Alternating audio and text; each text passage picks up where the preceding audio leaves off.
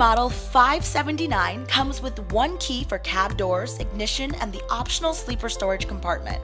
Fuel tank caps and frame-mounted toolboxes have separate individual keys. If equipped, your 579 includes two key fobs for the remote keyless entry system. Press the unlock button once to unlock the driver's side door.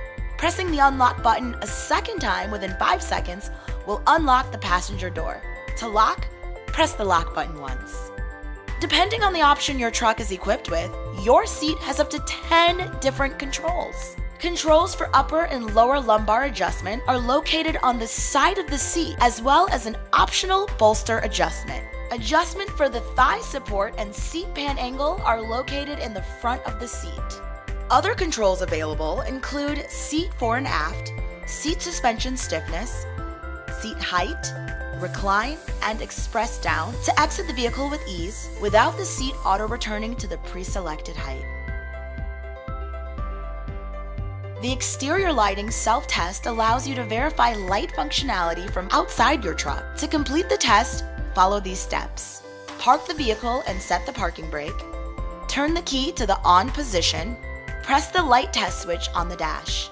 The truck will illuminate and cycle the following: parking lights, side marker lights, hazard and turn signals, low beam headlamps, first set of fog driving lights, and stop brake lights. The test can be stopped by pressing the switch a second time, releasing the parking brake, or turning the truck off. The steering wheel column tilts and telescopes. Adjust by utilizing the lever on the left side. The transmission shifter or engine brake lever is located on the right. The multifunction lever on the left side of the steering column controls the turn signals, windshield wipers, and high beam. The controls for the power windows, door locks, and side mirrors are located on the door pad. Mirrors can be adjusted in all 4 directions. To provide good visibility, adjust them so that the side of the vehicle appears on the inboard part of the mirror. The button for the mirror defroster is also located on the door pad. The ignition key is located on the left side of the steering column. It has 4 positions: accessories, off, on, and start. In the off position, most systems are off and you can remove the key. However, some accessories have power even with the key in the off position, including the brake lights, dome, and courtesy lamps, horn, as well as marker lamps, headlights, and taillights. By turning the key to the accessory position, you can play the radio and defrost mirrors. Turning the key to the on position energizes all circuits. Panel warning lights will light up and the buzzer will sound until the engine is started. Normal oil pressure is reached and the air brake pressure reaches 65 psi. To start the engine, make sure to set the parking brake, set the transmission to neutral, or disengage the clutch if equipped with a manual transmission.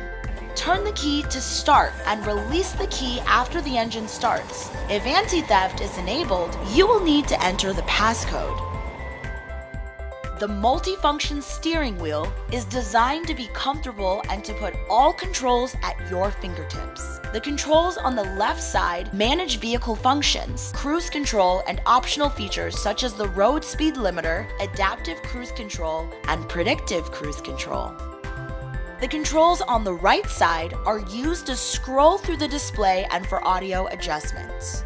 The scroll wheel can be used to minimize or maximize the on-screen content for gauge views or to toggle through multiple pop-ups without hiding them. It can also be used to navigate through menu content and to select menu options by pressing down. The back exit key is used to suppress pop-ups or to exit out of menu functions. The shortcut button can be assigned a function to allow quick changes while driving. You can, for example, program it to show a digital RPM readout or a favorite gauge view. The setup for this button is accessible via the menu.